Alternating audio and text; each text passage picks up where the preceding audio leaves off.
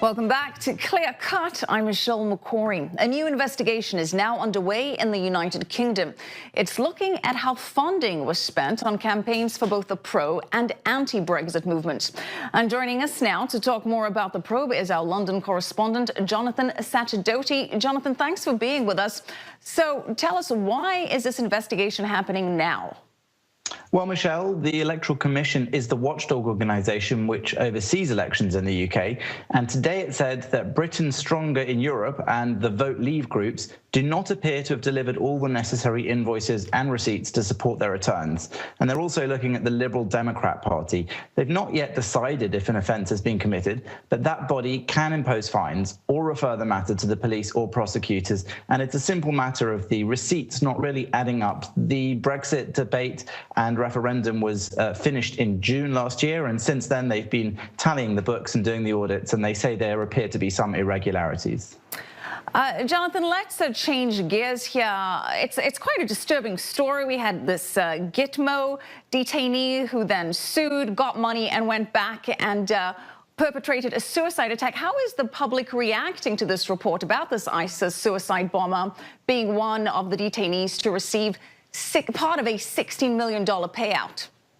Yeah, this is the news of Jamal al-Harith, who spent 2 years in Guantanamo because the US believed he was an al-Qaeda fighter. Originally called Ronald Fiddler, he converted to Islam in the late 1990s and was detained in southern Afghanistan after he went there following 9/11, and then flown to Guantanamo in 2002, released in 2004. And when he wished to sue the US, he was unable to, but managed to get up to £1 million from the British government, some of which his widow now says may have gone to his extremism. And of course, he then joined ISIS and has blown himself up as a suicide bomber in Mosul. So the British public are pretty disgusted on the whole with the idea that not only was he released from Guantanamo, but he was then given this large amount of money, unrevealed sum, as part of a settlement. Jonathan, explain that to me. How was he given this money by the British government?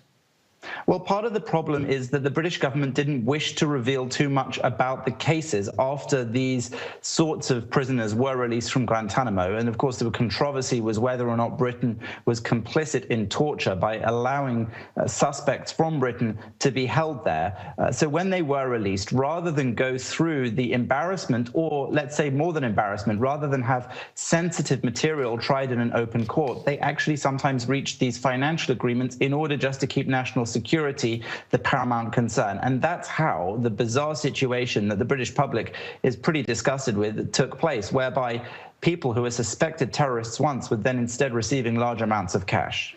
And then perpetuating terrorist activities. Jonathan, let's talk about migration to the United Kingdom. That has apparently dropped to the lowest level in 2 years. Is this Brexit related? Yeah, the Office for National Statistics said that net migration dropped to 273,000, which means that there has been a marked change. But I think it's probably too early for us to tell exactly what this means in terms of Brexit.